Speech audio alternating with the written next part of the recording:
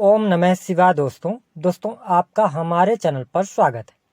और इस वीडियो में हम आपको बताएंगे कि मीन राशि वालों के लिए दिसंबर 2022 का महीना कैसा रहेगा, यानी कि मीन राशि वालों का दिसंबर महीने का राशिफल इस वीडियो में हम आपके साथ साझा करेंगे।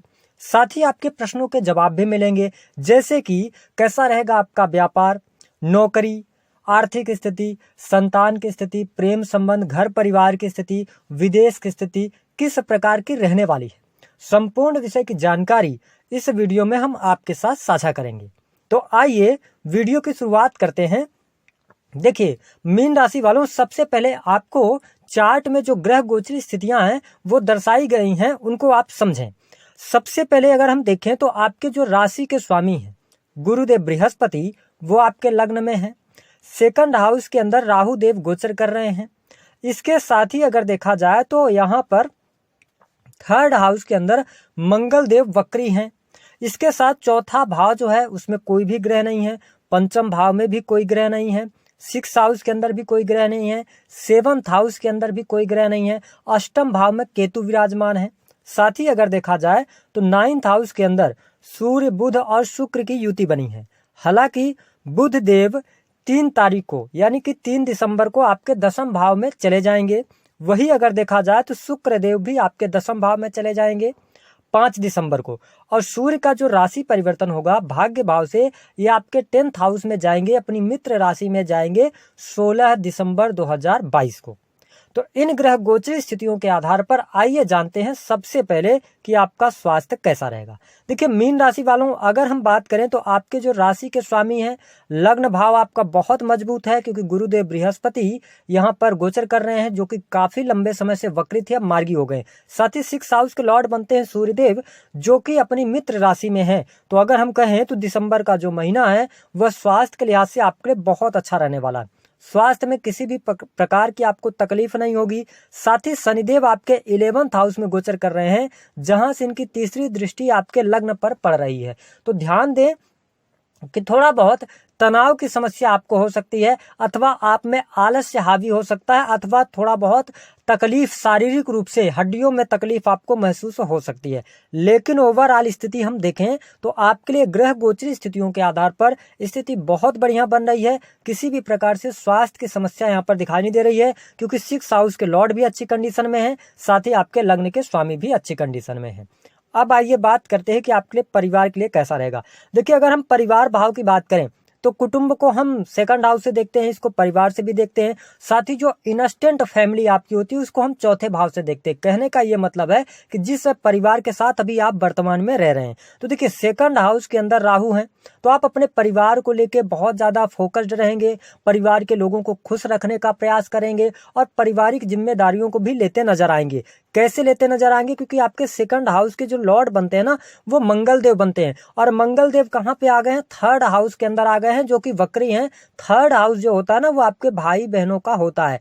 ऐसे में आप इस चीज को ध्यान रखें कि आपके परिवार के लिए आप खर्च कर सकते हैं, विशेष तौर पर भाइयों के लिए, भाई बहन से रिलेटेड उनको कुछ कपड़े वगैरह भी आप दे सकते हैं। ऐसी स्थिति बन रही है, या उनके लाइफ से जुड़ी हुई किसी भी चीज के लिए आप इन्वेस्टमेंट कर सकते हैं। तो कुल मिलाकर पारिवारिक जीवन की स्थिति अच्छी है। लेकिन देखिए कि मंगल देव अगर देखा जाए तो शत्रु राशि में चल रहे हैं। तो आप अगर संयुक्त परिवार में रहते हैं तो थोड़ा सा ध्यान दीजिएगा कि आपको परिवार में बातचीत करते समय सावधान रहना है। भाइयों के साथ में अनबन न हो, माता पिता के साथ में अनबन न हो, इस चीज का ध्यान रखें।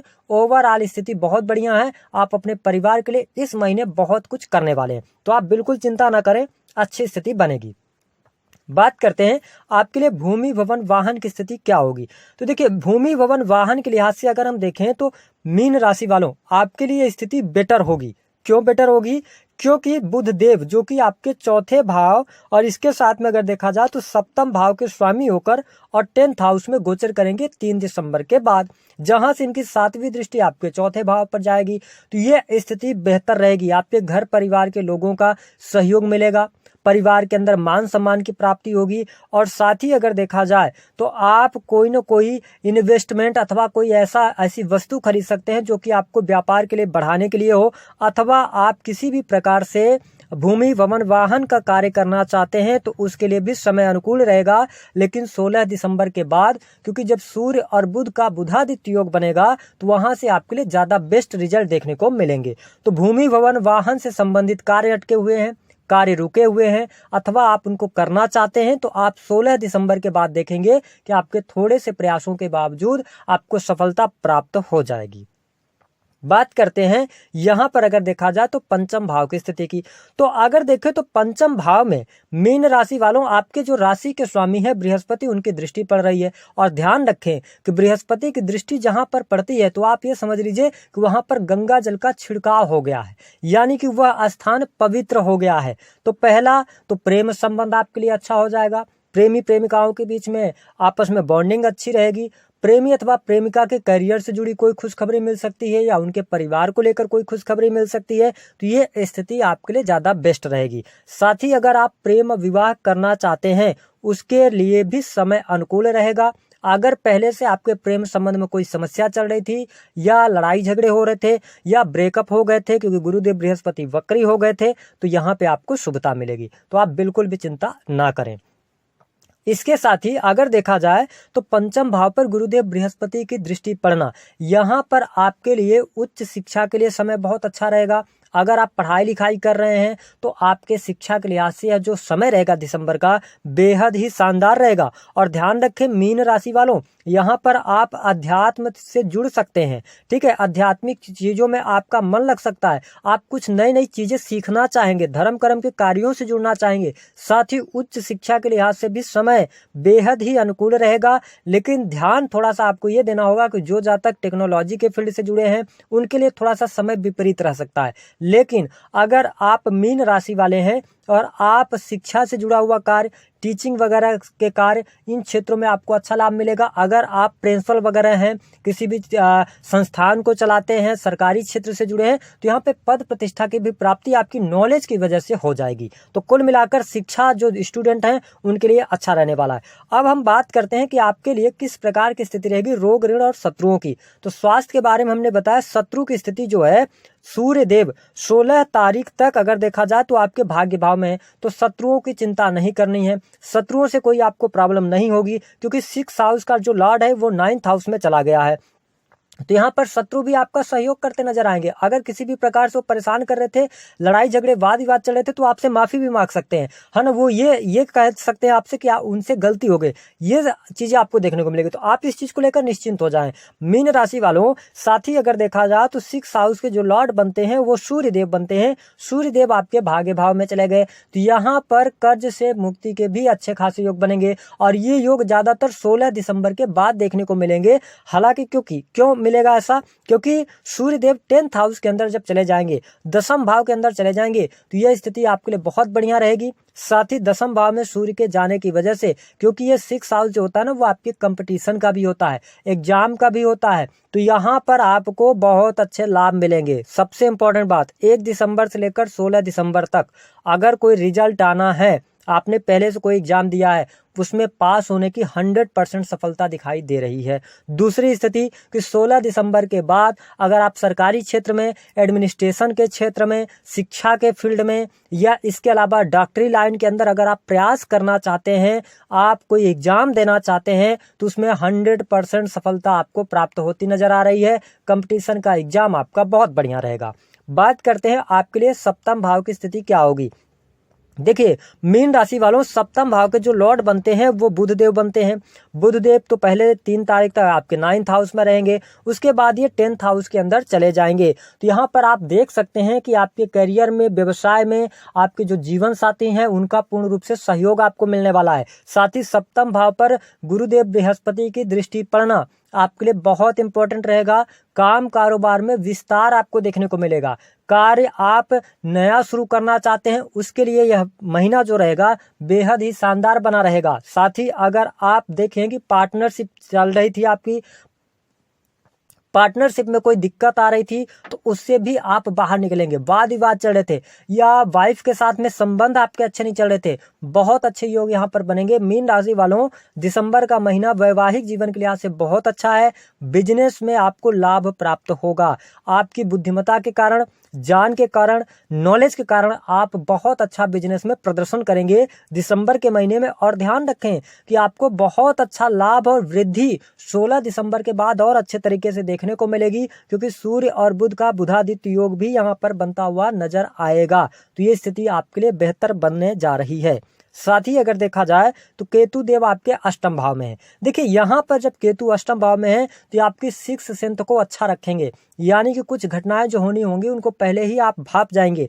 साथ ही आप रिसर्च के कार्यों में, एस्ट्रोलॉजी में, धार्मिक क्रियाकलापों में आपका बहुत ज्यादा रुचि बढ़ेगी। साथ ही धार्मिक यात्रा भी आप कर सकते हैं, मंदिरों में आप दर्शन के लिए जा सकते हैं। यह जो महीना होगा यह आध्यात्मिक रूप से आपको ऊंचाइयां देने वाला होगा। एस्ट्रोलॉजी के कार्य में अगर आप हैं, वाणी कंसल्टेंसी का कोई कार्य करते हैं, बेहद ही शानदार प्रदर्शन आप करने वाले हैं।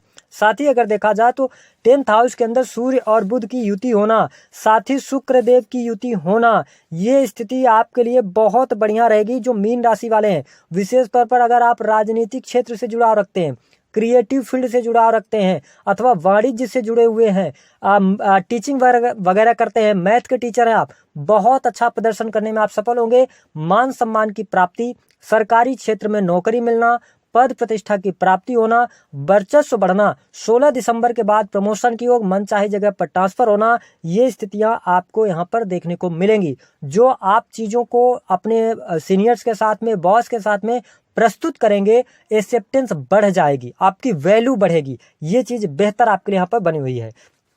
बात करें हम आर्थिक लिहाज से कैसा रहेगा। देखिए आर्थिक लिहाज से अगर हम समय को देखें तो देखिए शनि देव आपके 11th हाउस में है, जो कि पोजीशन बहुत अच्छी मानी जाती है धन लाभ के लिए। तो आपके द्वारा किए गए प्रयासों से बहुत अच्छे धन लाभ की संभावनाएं कही जा सकती हैं। लेकिन ध्यान रखें कि शनिदेव आपके 11th और 12th दोनों हाउस के ये स्वामी होकर 11th हाउस के अंदर आए हैं, इनकम भाव में आए हैं, महत्वाकांक्षा के भाव में आए हैं, मनोकामनाओं के भाव में आए हैं, सोशल सर्कल के भाव में आए हैं। तो आप ये समझ सकते हैं कि मित्रों का सहयोग आपको मिलेगा, मित्रों से मुलाकात हो सकती है। लेकिन ध्यान रखें कि 12th हाउस जो होता है ना, वो अस्पताल का भी होता है। तो यहाँ पर आपकी जो इनकम होगी उसका कुछ हिस्सा अस्पताल में जा सकता है। कहने का मतलब कि स्वास्थ्य थोड़ा सा विपरीत रह सकता है। क्यों विपरीत रह सकता है? क्योंकि शुक्र देव भी सूर्य के साथ में रहेंगे, साथ में बुध के साथ में रहेंगे। तो शुक्र देव जो है तो अपनी शत्रु राशि में जा रहे हैं, यानी कि अगर कहा जाए तो शुक्र देव की जो स्थिति है, साथ ही 9th हाउस के जो आपके लॉर्ड बनते हैं वो मंगल देव वक्री हैं। तो यहाँ पर पिता के स्वास्थ्य पर पैसा खर्च हो सकता है, छोटे भाई बहनों के स्वास्थ्य पर पैसा खर्च हो सकता है, अथवा अगर देखा जाए तो यहाँ पर थोड़ा सा आप, क्योंकि शुक्र देव 4थे भाव पर भी दृष्टि डालेंगे, तो माता जी के स्वास्थ्य पर पैसा खर्च हो सकता है। ये पैसा आपके पास आएगा, इनकम आपकी अच्छी रहेगी, लेकिन वो पैसा कहीं ना कहीं से खर्च थोड़ा बहुत हो सकता है। तो कुल मिलाकर विदेश से जुड़ा अगर आप कार्य कर रहे हैं तो विदेश से बहुत अच्छा आप धन लाभ करेंगे। किन क्षेत्रों में?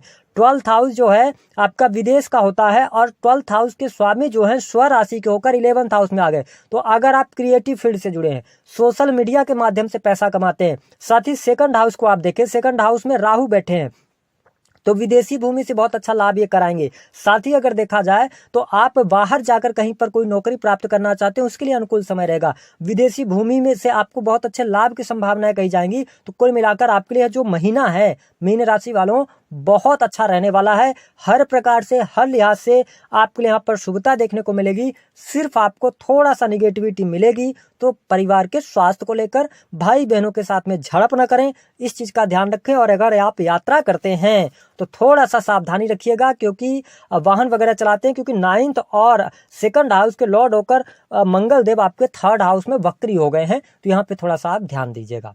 अब बात करते हैं उपाय क्या करना है। देखिए आपके जो राशि के स्वामी है गुरुदेव बृहस्पति काफी अच्छी कंडीशन में है, तो बृहस्पतिवार के दिन आप पीले वस्त्रों का प्रयोग करें। साथ ही अगर विष्णु सहस्त्र नाम का पाठ कर सकें तो वो आपके लिए बहुत अच्छा रहेगा। शनि की भी पोजीशन अब बहुत अच्छी आपके लिए बन गई है, लेकिन आपके ऊपर अभी शनि की 7.5 भी आने वाली है। तो आपके लिए जो समय है इसको यूटिलाइज कीजिए और ज्यादा से ज्यादा फायदा बनाने की कोशिश कीजिए। वीडियो पसंद आया तो लाइक और शेयर लोगों के साथ में जरूर कीजिए।